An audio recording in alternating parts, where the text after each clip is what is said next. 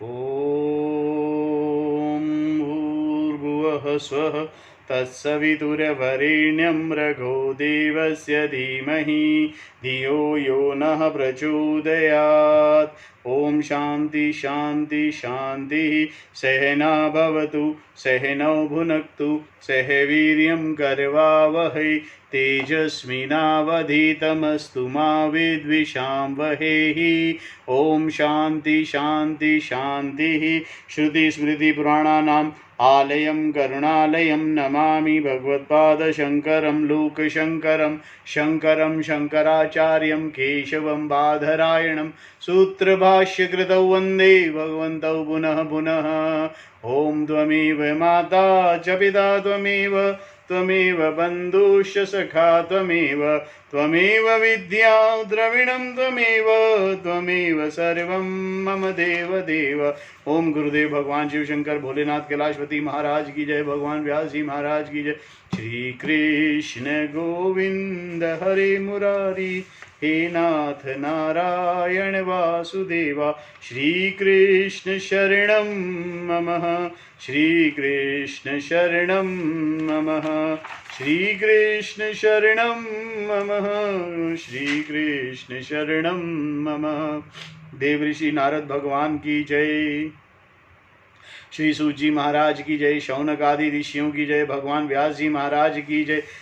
शुकदेव भगवान की जय। भगवान व्यास जी, माँ शंकराचार्य भगवान की जय। स्वामी चिन्मयानंद भगवान की जय। स्वामी दयानंद भगवान की जय। स्वामी प्रभुतानंद भगवान की जय। माता पिता की जय। सभी गुरु देवताओं की जय। सभी गुरु देवताओं की जय। श्री कृष्ण गोविंद हरे मुरारी हे नाथ नारायण वासुदेवा। श्री कृष्ण गोविंद हरे मुरारी हे नाथ नारायण वासुदेवा। हरि ओम। ओम नमो भगवते वासुदेवाय। ओम नमो भगवते वासुदेवाय। ओम नमो भगवते वासुदेवाय। ओम नमो भगवते वासुदेवाय। श्रीमद् भागवत कथा द्वितीय स्कंध तीसरा अध्याय।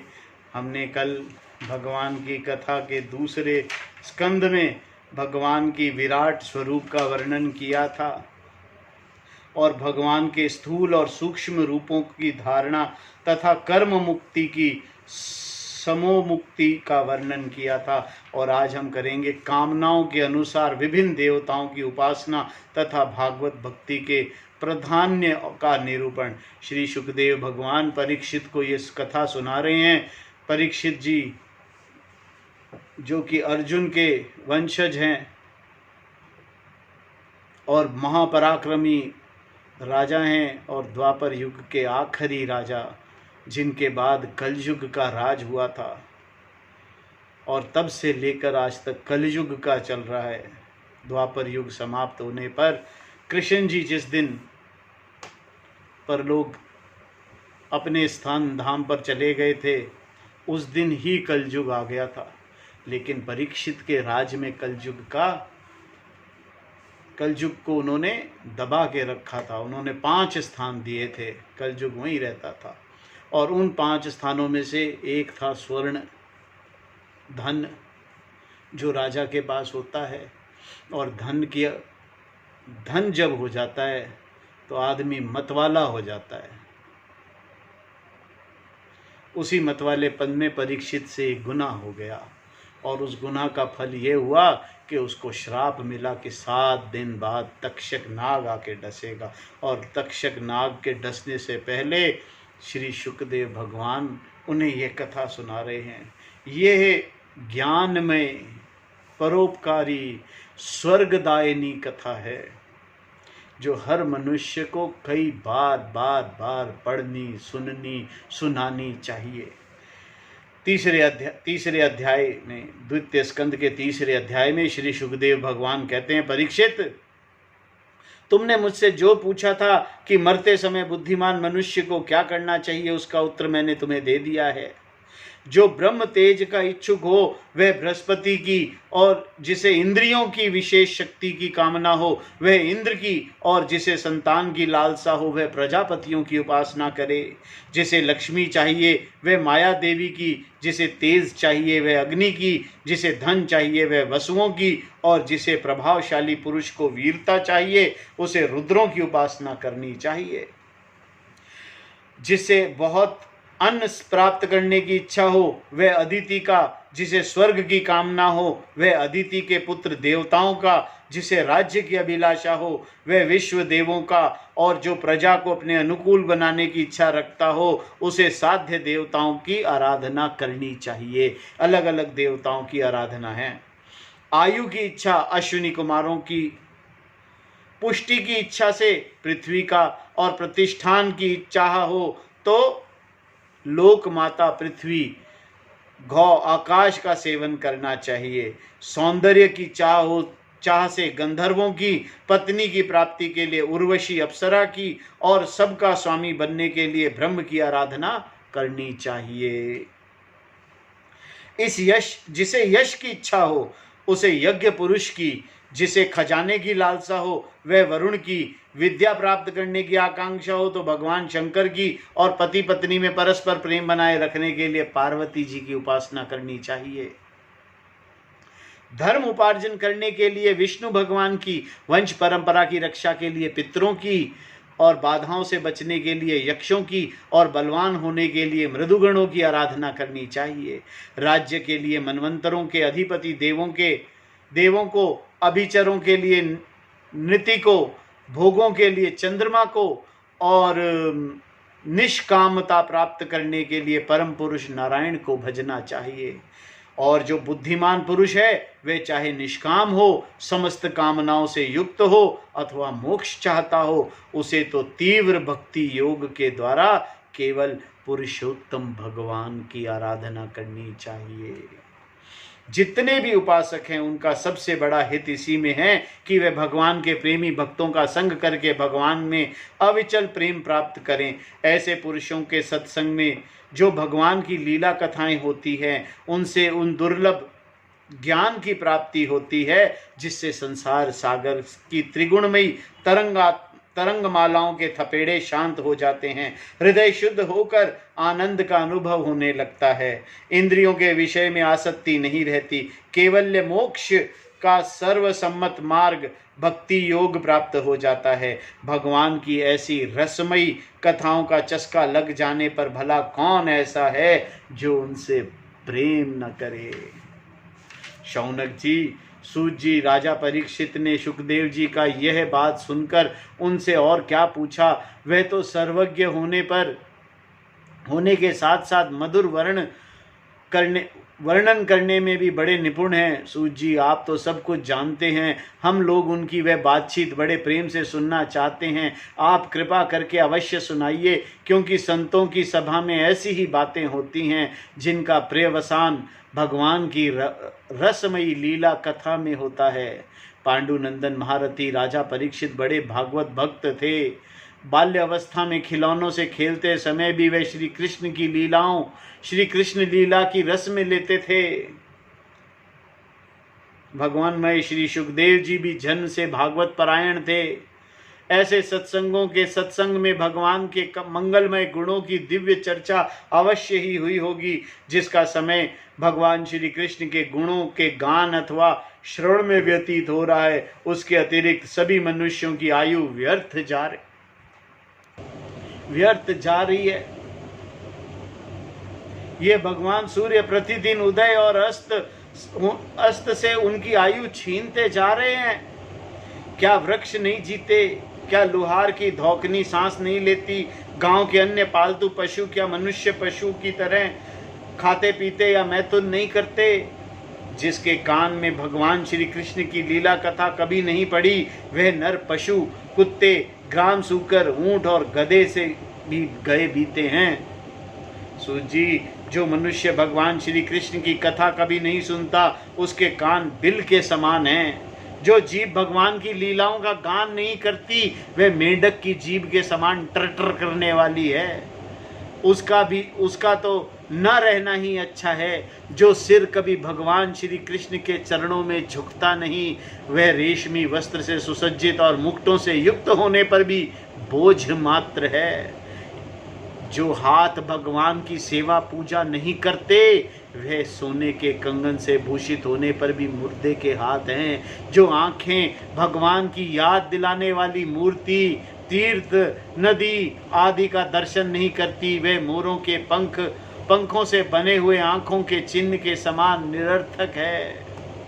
मनुष्यों के पैर चलने की शक्ति रखने पर भी चलने वाले पेड़ों जैसे ही हैं, जो भगवान की लीला स्थलियों की यात्रा नहीं करते।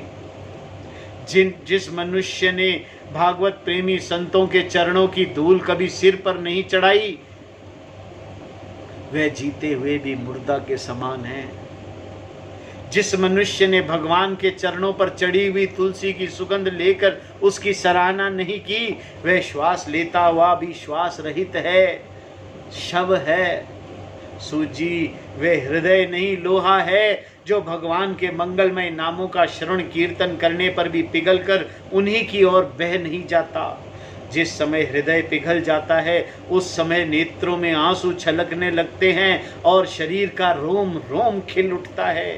प्रिय सूजी, आपकी वाणी हमारे हृदय को मधुरता से भर देती है। इसीलिए भगवान के परम भक्त आत्मविद्या विशारद श्री सुखदेव जी ने परीक्षित के सुंदर प्रश्न करने पर जो कुछ कहा, वह संवाद आप कृपा करके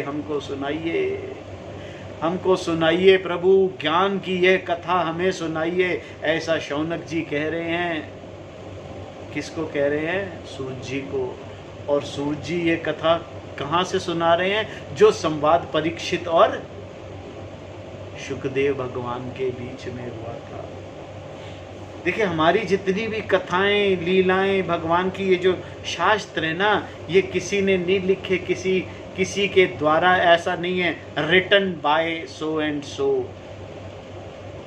सिर्फ छपते जरूर हैं, गीता प्रेस गोरखपुर में छपते हैं, बहुत सुंदर प्रेस है, बहुत पुण्य का काम करती है, जो ऐसी कथाएं, ऐसे शास्त्र छापती है और बहुत कम मूल्यों पर देती है।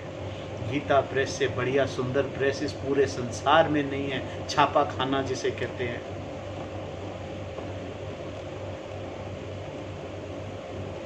हमारी जितनी भी ये शास्त्र है ना, ये किसी ऐसा नहीं है फलाने ने कहा, ये फलाने ऐसे, ये शिव जी के मुख से निकली हुई बात है। शिव के मुख से निकले और फिर ये आगे अपने आप चलते, ईश्वर के मुख से निकले हैं। शिव का मतलब ईश्वर के मुख से, ईश्वर के मुख से निकले शास्त्र हैं। इन पर किसी पर्टिकुलर आदमी का अधिकार नहीं है, कॉपीराइट नहीं है इसका कॉपीराइट भगवान है, स्वयं ईश्वर है। ये कथा शौनक जी सुनना चाह रहे हैं सूत जी से। सूत जी सुना रहे हैं शौनक आदि ऋषियों को। कहाँ से सुना रहे हैं? जो परीक्षित और सुखदेव भगवान के बीच में संवाद हुआ था। सुखदेव भगवान ने परीक्षित को सुनाई थी और इससे पहले नारद जी ने इसे सुनाई थी भक्ति के लिए। और इसकी ये लिखी किसने थी?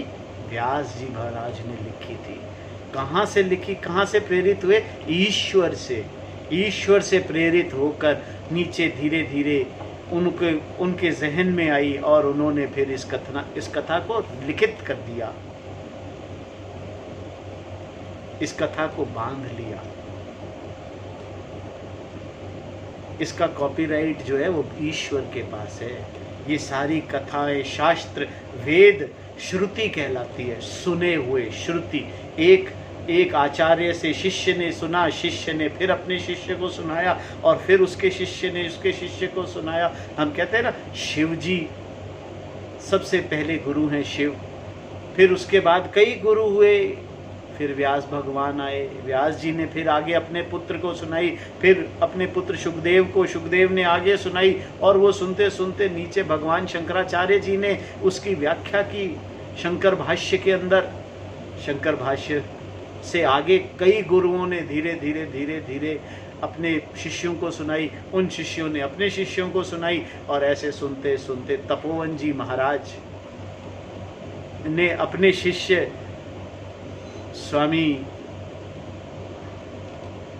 जी को सुनाई, चिन्मयानंद जी भगवान को, स्वामी चिन्मयानंद चिन्मया मिशन के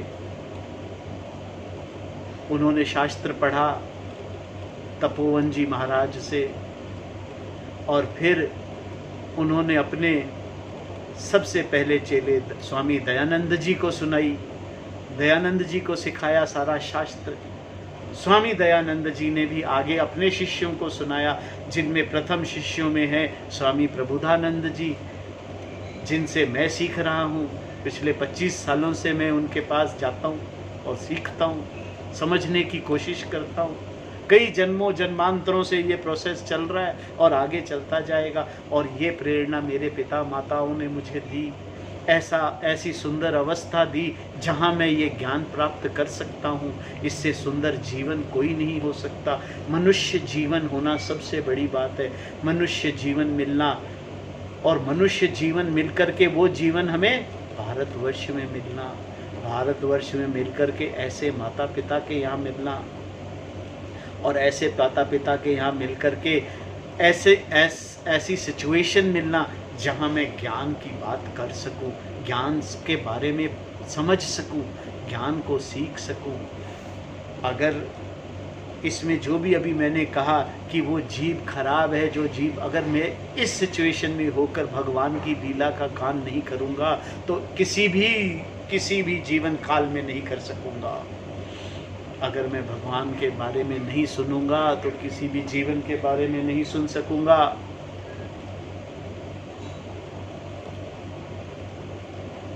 ये जीभ, ये कान, ये नेत्र, ये मुख, ये गला, ये नाक, ये स्पर्श, ये हाथ, ये पैर, अगर भगवान की तरफ नहीं गए तो किसी भी जन्म में मेरा भगवान तक पहुंचना मुश्किल है। मेरा क्या, किसी भी जो भारतवर्ष में पैदा हुए, जो सनातन धर्म में हैं और जिनके पास ये सुविधा है कि वो शास्त्र को समझें, पढ़ें, सीखें, अगर वो ये नहीं कर रहे तो वो अपना जीवन व्यर्थ कर रहे हैं।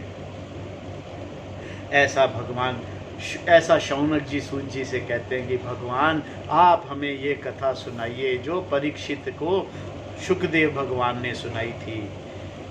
4थे अध्याय में सूत जी कहते हैं, शुकदेव जी के वचन भागवत तत्व का निश्चय कराने वाले थे। उत्तरानंदन राजा परीक्षित ने उन्हें सुनकर अपनी शुद्ध बुद्धि भगवान श्री कृष्ण के चरणों में अनन्य भाव से समर्पित कर दी। शरीर, पत्नी, पुत्र, महल, पशु, धन, भाई, बंधु और निष्कंटक राज्य में नित्य के अभ्यास के कारण उनकी दृढ़ ममता हो गई थी। एक क्षण में ही उन्होंने उस ममता को त्याग कर दिया। शौनक आदि ऋषियों, महामनस्वी परीक्षित ने अपनी मृत्यु को निश्चित समय जान लिया था, इसीलिए उन्होंने धर्म, अर्थ, काम से संबंध रखने वाले जितने भी कर्म थे उनका संन्यास कर लिया था। उनको पता लग गया था कि 7 दिन मरने वाला हूँ मैं। और शुकदेव जी ने बोला, तेरे को तो पता है तू 7 दिन बाद मरेगा, मुझे तो पता ही नहीं है कि मैं अगले पल मर जाऊंगा। और हम, पता है हमें, पर चिपके हुए हैं धर्म से, अर्थ से, काम से, हर कर्म से चिपके हुए हैं। इसके बाद भगवान श्री कृष्ण में सदृढ़ आत्म भाव को प्राप्त होकर बड़ी श्रद्धा से भगवान श्री कृष्ण की महिमा सुनने के लिए उन्होंने श्री शुकदेव जी से यही प्रश्न किया जिसे आप लोग मुझसे पूछ रहे हैं। परीक्षित ने कहा, भगवत स्वरूप मुनीश्वर, आप परम पवित्र और सर्वज्ञ हैं। आपने तो जो कुछ कहा है वह सत्य है एवं उचित है। आप ज्यों ज्यों भगवान की कथा कहते जा रहे हैं त्यों त्यों मेरे अज्ञान का पर्दा फटता जा रहा है।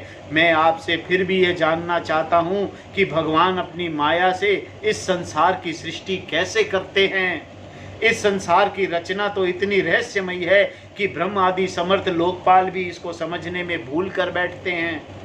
भगवान कैसे इस विश्व की रक्षा और फिर इसका संहार करते हैं। अनंत शक्ति परमात्मा किन किन शक्तियों का आश्रय लेकर अपने आप को ही खिलौना बनाकर खेलते हैं। वे बच्चों के बनाए हुए घरौंदों की तरह ब्रह्मांडों को कैसे बनाते हैं और फिर किस प्रकार बात ही बात में उसे मिटा देते हैं। भगवान श्री हरि की लीलाएं बड़ी ही अद्भुत हैं, अचिंतनीय हैं।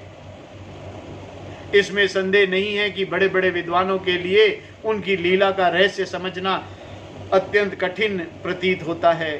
भगवान तो अकेले ही बहुत से कर्म करने के लिए पुरुष रूप में प्रकृति के विभिन्न गुणों को एक साथ धारण करते हैं अथवा अनेकों अवतार ग्रहण करके उन्हें कर्मशः धारण करते हैं। मुनीश्वर, आप वेद और ब्रह्म तत्व दोनों के पूर्ण समज्ञ मर्मज्ञ हैं, इसीलिए मेरे इस संदेह को निवारण कीजिए। सूत जी कहते, जब राजा परीक्षित ने भगवान के गुणों का वर्णन करने के लिए उनसे इस प्रकार प्रार्थना करी, तब श्री सुखदेव भगवान ने श्री कृष्ण का बार बार स्मरण करके अपना प्रवचन प्रारंभ किया।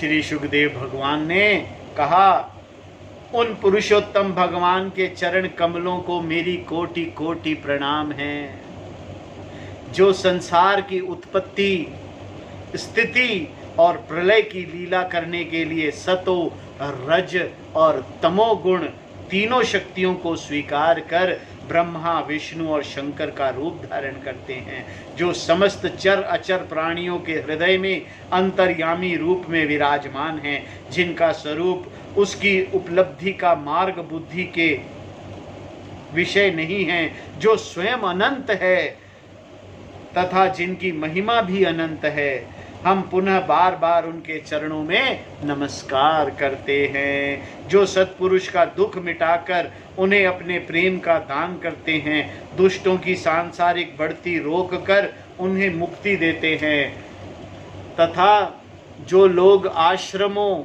में स्थित हैं, जो परमहंस आश्रम में स्थित हैं, उन्हें उनकी अभिविष्ट वस्तु का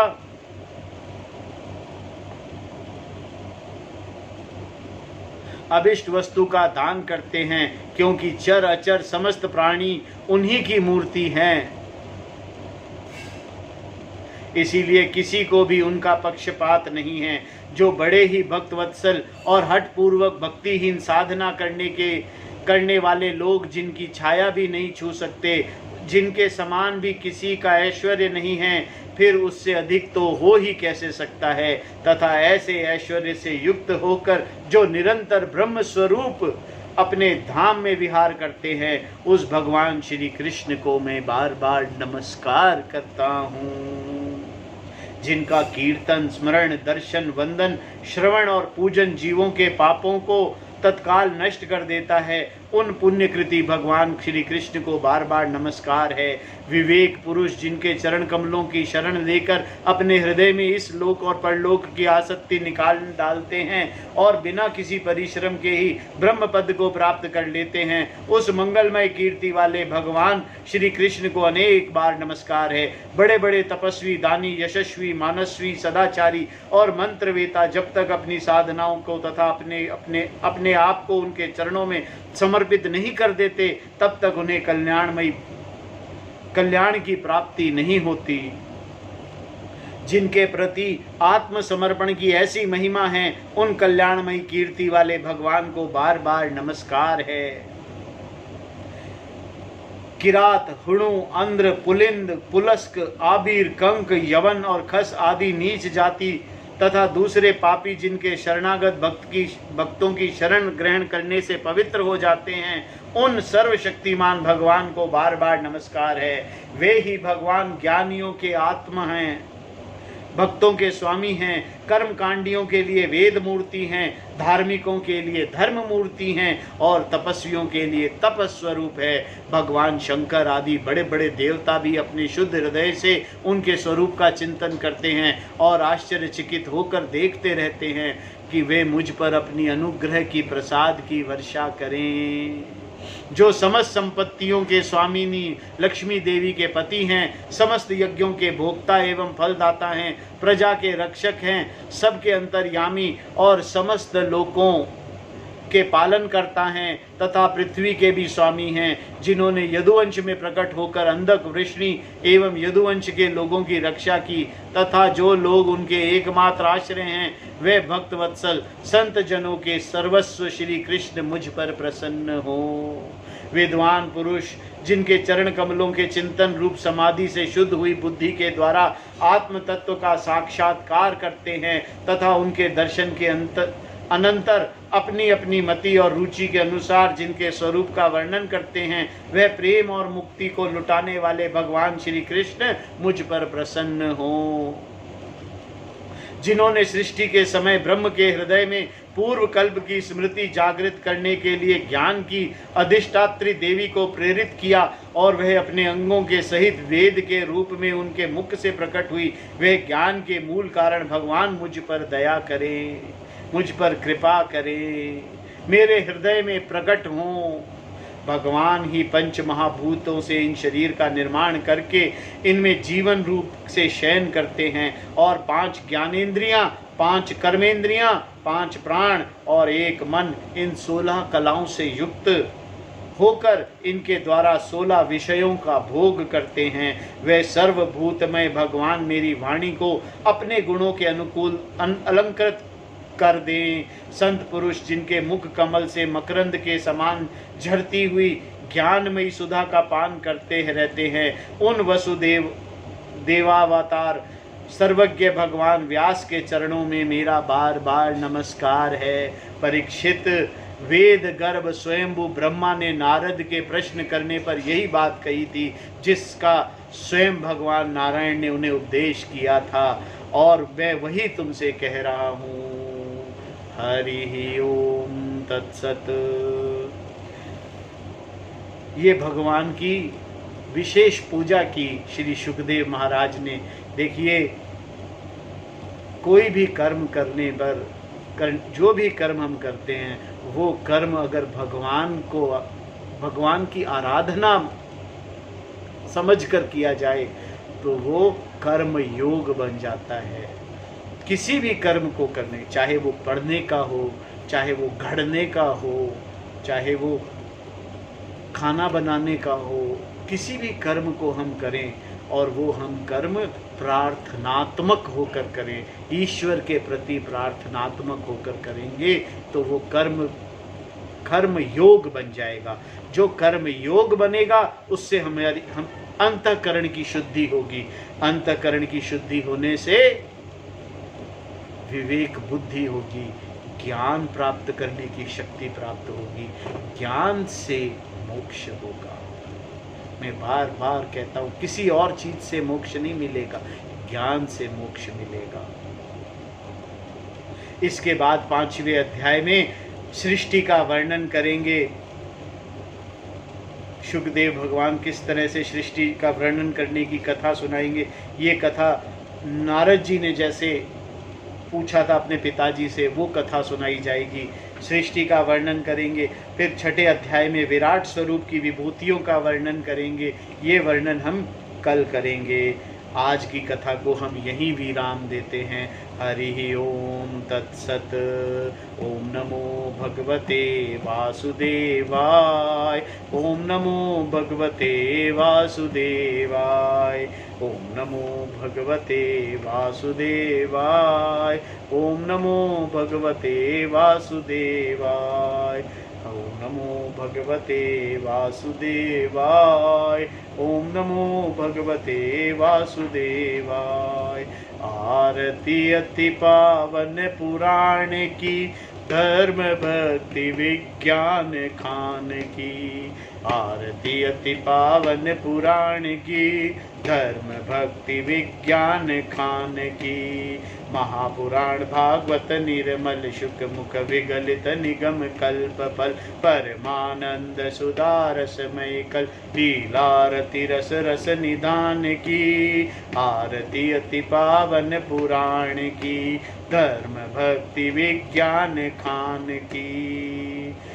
कलिमल मथनि त्रिताप निवारिणी, जन्म मृत्युमय भव भयहारिणी, सेवत सतत सकल सुखकारिणी, सौमौषधि हरिचरित गान की, आरती अति पावन पुराण की, धर्म भक्ति विज्ञान खान की, विषय विलास विमोह विनाशिनी, विमल विराग विवेक विकाशिनी, भगवत तत्व रहस्य प्रकाशिनी, परम ज्योति परमात्म ज्ञान की, आरती अति पावन पुराण की, धर्म भक्ति विज्ञान खान की, परम हंस मुनि मन उल्लासिनी, रसिक हृदय रस रास विलासिनी, भुक्ति मुक्ति रति प्रेम सुदासिनी, कथा अकिंचन प्रिय सुजान की, आरती अति पावन पुराण की, धर्म भक्ति विज्ञान खान की। श्रीमन्नारायण नारायण नारायण, श्रीमन्नारायण नारायण नारायण, श्रीमन्नारायण नारायण नारायण, श्रीमन्नारायण नारायण नारायण, हरिहर नारायण नारायण नारायण, श्रीमन्नारायण नारायण नारायण।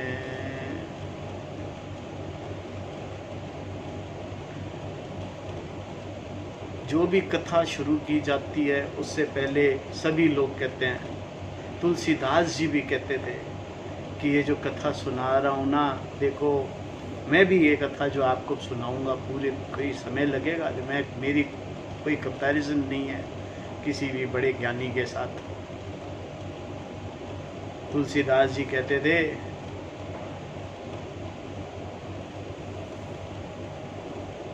कि मैं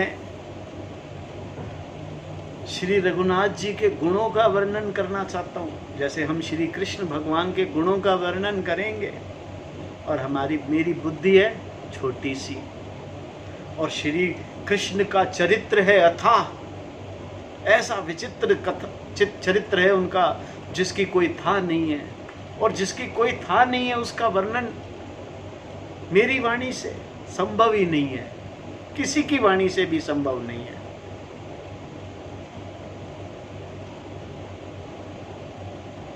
हमारी चाह हो रखी अमृत पाने की, और छाछ पीने की भी हैसियत नहीं है। चाह है अमृत की और हैसियत है छाछ की भी नहीं।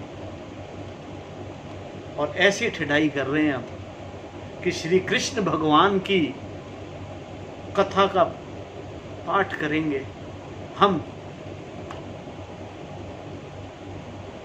पर तुलसीदास जी बहुत सुंदर बात कहते हैं कि मैं चाहे जैसी भी कथा करूंगा उसमें भगवान का नाम होगा, और जिसमें भगवान का नाम होगा वो तर जाएगा, जिस पत्थर पे राम का नाम होगा वो पत्थर तर जाएगा, और जिस पत्थर को भगवान छोड़ देंगे वो टूट जाएगा।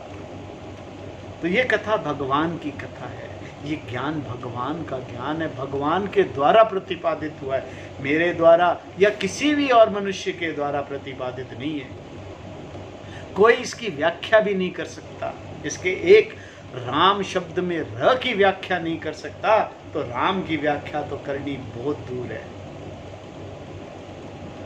पर जैसे बालक जब तोतले वचन बोलता है उसके माता पिता उससे प्रसन्न होकर सुनते हैं, जो बालक होता है छोटा वो तोतला कर बोलता है मम्मा पापा पापा पा, और वो माँ बाप को अच्छा लगता है। वैसे ही हम चाहे कैसी भी कथा करें, किसी भी तरह की करें, हमारे मुंह से गलत शब्द भी अगर निकल जाएंगे तो भगवान के शब्दों को मान करके भगवान उन्हें माफ कर देंगे। हमारे विचार साफ होने चाहिए।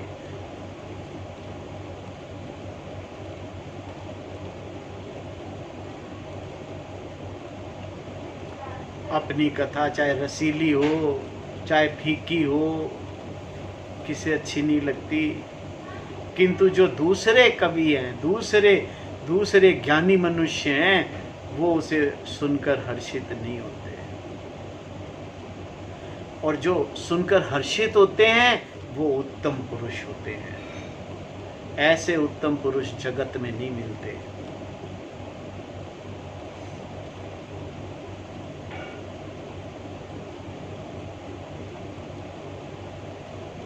जगत में तालाबों और नदियों के समान मनुष्य ही अधिक हैं, जो जल पाकर अपनी ही बाढ़ से बढ़ते हैं, अपनी ही बाढ़ से बढ़ते हैं और खुश होते हैं,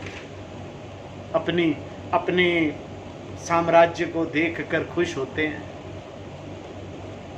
अपनी उन्नति से प्रसन्न होते हैं। पर समुद्र सा तो कोई एक विरला ही होता है जो चंद्रमा को पूर्ण देखकर उछलता है।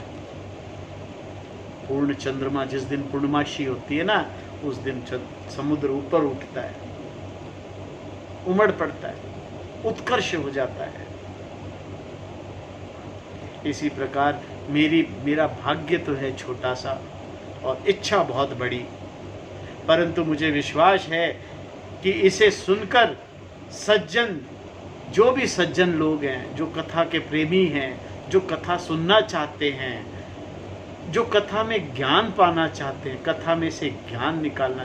देखिए, मैं बहुत सी बातें बोलेंगे इस कथा में, पूरी कथा में बहुत सी बातें बताएंगे, बहुत सी बातें करेंगे, लेकिन उन बातों में से ज्ञान की बात को जो निकालेगा वो सुख पाएंगे। और जो दुष्ट हैं, जिन्हें मजाक उड़ाना है, वो मजाक उड़ाएंगे। तो दिनेश कथाकर्षी अपार। तो कथा सुनने में ज्ञान जितना भी बोला जाए, जो ज्ञान की बात हो, क्योंकि मैं अपनी तरफ से कुछ नहीं बोलूँगा, जो भी इस कथा में लिखा होगा, जो इस किताब में लिखा है वही बोलूँगा, उससे ना ज़्यादा बोलूँगा। कम तो हो ही सकता है 100%, पर पूरी कोशिश करेंगे कि जो किताब में लिखा है वो सब बोला जाए, उससे थोड़ा अधिक ही बोला जाए। जो अधिक हो ना वो छोड़ देना, जो ज्ञानी होंगे ना वो छोड़ देंगे, और जिन्होंने मजाक उड़ाना है वो उड़ाएंगे। हरि ओम तत्सत। ओम पूर्णमदः पूर्णमिदं पूर्णात् पूर्णमुदच्यते पूर्णस्य पूर्णमादाय पूर्णमेवावशिष्यते। ओम शांति शांति शांति। श्रीमन्नारायण नारायण नारायण भजमन्नारायण नारायण नारायण श्रीमन्नारायण नारायण नारायण भजमन्नारायण नारायण नारायण श्रीमन्नारायण नारायण नारायण। आज की कथा को यहीं विराम दिया जाता है।